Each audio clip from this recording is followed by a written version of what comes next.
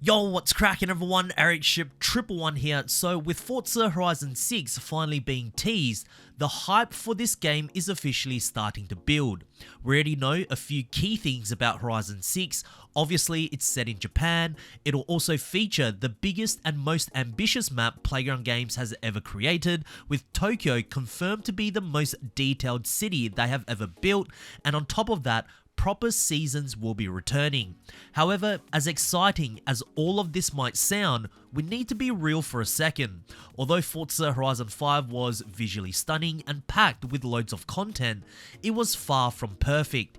Issues such as recycled car models, a frustrating multiplayer experience, and a festival playlist that honestly started feeling like a chore to complete.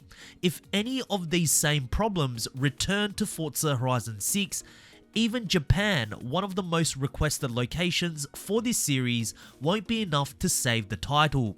So in today's video, we're going to be breaking down the biggest mistakes from Forza Horizon 5 that must not return for Horizon 6, and what Playground Games needs to do differently in order to make sure that the next Horizon title will be the best installment yet.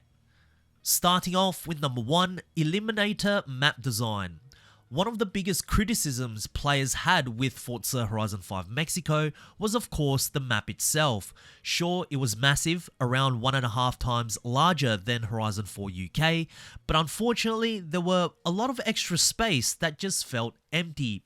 Huge stretches of desert and farmland that looked nice from afar, but didn't really encourage exploration or offer much variety once you were actually driving through them, and because the map lacked any sort of verticality or elevation changes, everything also felt flat, which is a shame because Playground Games did show that they can create a truly engaging world if they tried.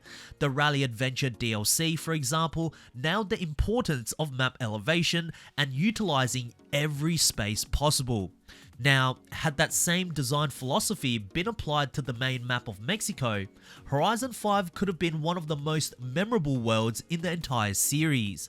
But sadly, this wasn't the case. Why? Well, according to Playground Games' creative director at the time, the Horizon 5 map was actually designed around the Eliminator game mode. Now, on paper, that might sound like a very innovative idea, but in practice, it completely backfired, as the map simply ended up feeling too wide, open, and disconnected. Perfect for a last car standing mode, but not for a Horizon game. Now, although Playground Games did reveal that there's going to be a lot more verticality and elevations for Horizon 6 Japan, and it will be the most ambitious map they've ever created, with always something around the corner. But let's also keep things simple here and build a map with endless driving and exploration in mind. By all means, keep the Eliminator as a game mode, but don't compromise the entire world design for this feature, and I can guarantee that we will once again be driving on a map that's worth exploring again. Number 2, recycled car models. For many years now, recycled car models has been one of the biggest complaints within the Forza community.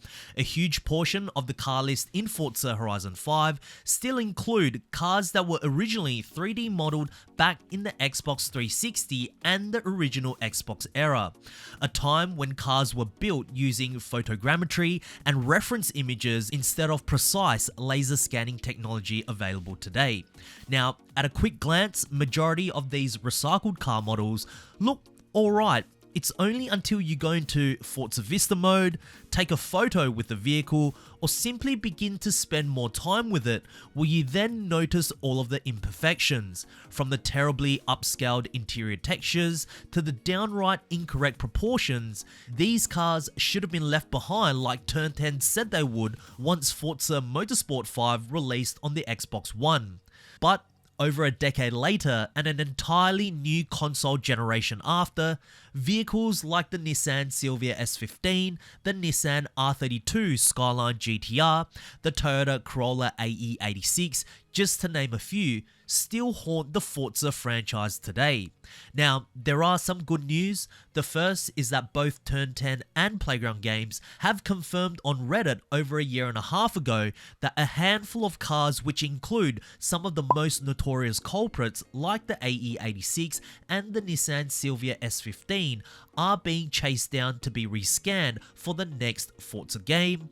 And we have already seen this in practice once, where in the latest Forza Motorsport, the Subaru Impreza WRX STI 22B, another horrible car model, was rescanned and replaced with a much more accurate version. Now, I don't exactly know how many recycled car models are going to get the rescan it deserves once Horizon 6 launches, but I do hope that Playground Games designs the next title so that car models can be retroactively replaced throughout the game's life. As with Forza Motorsport, when asked if this process was possible, Turn 10 answered that it wouldn't be without breaking things in process. Number 3, customization and Forza Aero. With the Forza Horizon series increasingly leaning more towards a car collection experience, it's almost unrealistic to expect Horizon 6 to suddenly transform into a fully fledged open world racer with deep visual customizations like you see in Need for Speed or Car X Street. However, with that said, this still doesn't excuse the many cars in Horizon 5 that feature limited or outdated visual upgrades. Cars like the Acura Integra Type R DC2 and the Honda Civic Type R FK8 should offer a much wider range of customizations instead of just the Forza Aero.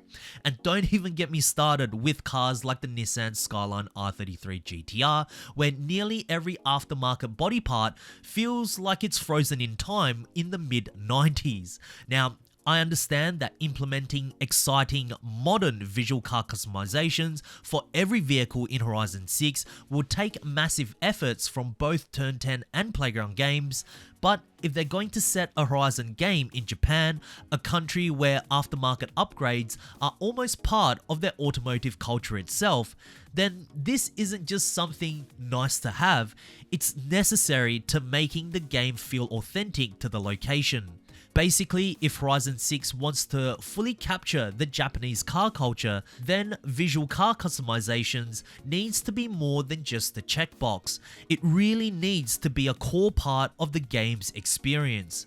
Which then leads me to the Forza designed aeros. Please, just change the design of the rear wing. It looked horrible the day it was introduced back in Forza Motorsport 5, and after 13 years, I think we've waited long enough to deserve a complete makeover. Either completely change the design so it doesn't look like it will age tomorrow, or implement a feature like Gran Turismo 7 where we can individually change the parts of our rear wing. Number 4, no more drip feeding. When Forza Horizon 5 launched back in 2021, I couldn't believe just how many cars didn't make the jump from Horizon 4. Cars like the Lykan Hypersport, the Koenigsegg Agera, the Pagani Huayra, supercars that had appeared in multiple previous installments were all completely missing at launch. Then came the monthly festival playlist, and it finally clicked what Playground Games were doing. They weren't removing these cars permanently, they were simply slowly drip feeding them back into the game over time. Now, I can only imagine the team over at Playground Games high-fiving each other, thinking this was a clever way to keep players engaged on a monthly basis without having to do any extra work. But the truth is, for the players, this was incredibly frustrating, because not only were some of their favorite cars missing until Playground Games decides to bring them back, but now cars that were once purchasable through the auto show have now artificially become rare vehicles with a limited time to obtain. Even now, with no new updates being introduced and the Horizon backstage returning, we are still suffering from the drip feeding effect. For Forza Horizon 6, it's pretty simple. Instead of drip feeding cars to artificially extend engagement, every car featured in Forza Horizon 5 should be available to purchase directly through the auto show using in-game credits once Forza Horizon 6 launches. That's it. Number 5, revamp the festival playlist. Now that Turn 10 Studios is officially supporting Playground games on Forza Horizon 6, I honestly believe it's finally possible for them to introduce a brand new card to the franchise every single week. And that's not just wishful thinking, they've already proven that this is all doable. During the second to third year of Horizon 5's post-launch updates, we were getting new cars almost every week, and on top of that, monthly car packs too, so clearly the capability is there. But the real issue isn't the quantity of new cars being introduced, it's how we earn them. The festival playlist, while exciting at first, quickly turned into a repetitive grind. Sure, when the game is fresh, it feels fun to complete seasonal events, races and challenges, but after a year of doing the same objectives, on the same roads, with the same format, it just stops feeling rewarding and starts feeling like a chore. Worse yet, the festival playlist unintentionally fast forwards your enjoyment of the map. Instead of exploring the world naturally at your own pace, you're forced to rush around completing time-gated activities just to secure that hard-to-find car before it's gone. So, my proposal for Horizon 6, and please keep in mind that this isn't a fully fledged out idea, just something I wanted to share with all of you, so feel free to criticize it if you want or make any improvements, put it down in the comment section below. So first off, the Horizon Backstage will function completely different and will be a useful feature at launch for Horizon 6. New to Forza cars being introduced will still be obtainable on a point reward system. However, instead of having to do a bunch of predetermined events set out by Playground games, every event or activity available on the map of Horizon 6 will allow you to collect a specific amount of festival playlist points. For example, if I want to complete one seasonal championship 3 times, I'm allowed to. However, each time I do the same championship, the total amount of festival points I can earn for that specific event will be reduced. So if I complete a championship for the first time, I will earn 5 points. If I decide to do the same championship again, I will only earn 4. However, at no time will an event have 0 points. No matter how many times you complete the same championship, challenge or activity, the lowest amount of points you can earn will always be at least 1. There will, however, still be a cap on how many points players can earn each week, which I have yet to decide what number that should be, but how the Horizon Backstage works now is that once a card disappears after the week is over, it now immediately becomes available in the Horizon Backstage shop. And here, instead of using a Horizon Backstage pass, I'm completely removing that by simply making the cards available to purchase with your Forzathon points or your festival points you have earned. That way, these new to Forza rare cars are still obtainable, but in a slightly more difficult manner than a vehicle from the auto show. Just an idea, but how would you do it? Number 6, let's improve on expansions. This whole concept of one main map and 2 small expansions, I gotta be honest, feels really outdated now. Sure, it made sense back in Forza Horizon 3, where the game only had 2 years before the next title released, but with Forza Horizon 5, a game that's been running for nearly 4 years now, those 2 expansions just simply aren't enough to keep the game feeling alive and evolving. I mean, once you've completed each of the expansions, the world of the game almost stops growing too. Horizon 5 has no real sense of long-term expansions beyond your typical monthly updates, and to me, I believe is a massive missed opportunity, and the developers should look beyond just adding new cars and small makeovers on the main map to keep players engaged. Imagine if Forza Horizon 6 introduced a true map expansion where every few months the main map of Horizon 6 Japan grows, perhaps a new prefecture or district opens up, or a new mountain pass becomes available. Truthfully, this isn't an idea that's revolutionary, as the Crew Motorfest kinda does this already, and Assetto Corsa Evo is planning on doing this with their Germany open world. But the key here is to keep players primed all year round, as it gives the player the excitement that the world of Horizon 6 is truly ever evolving. If Playground Games does something like this, then I would have no issue with them still adding 2 extra expansions on top. One perhaps to feature another huge island of Japan like Hokkaido or Okinawa, an area that's unrealistic to just add on to the main map of Horizon 6. Or give us a cool collaboration, not Hot Wheels again or the LEGO DLC, but something like Initial D or MF Ghost. I don't know, something completely different but tying to the Japanese culture. Number 7, proper progression. Please, Playground Games, give us a real objective to race for the next Forza Horizon game, something that goes beyond just collecting cars. In Horizon 5, the game practically hands you everything on a silver platter. You get a Toyota Supra, the Chevrolet Corvette, and even a Ford Bronco, all within your first few minutes of playing the game. There's no real struggle here, and there's no sense of earning your way up, no emotional attachment to any of the vehicles that you own. I mean, let me start off small. Give me a car that's underpowered and totally undesirable. I want to begin my journey in something like a Japanese equivalent to the Nissan Tsuru and slowly work my way up the automotive food chain, just like we used to in the original Forza Horizon.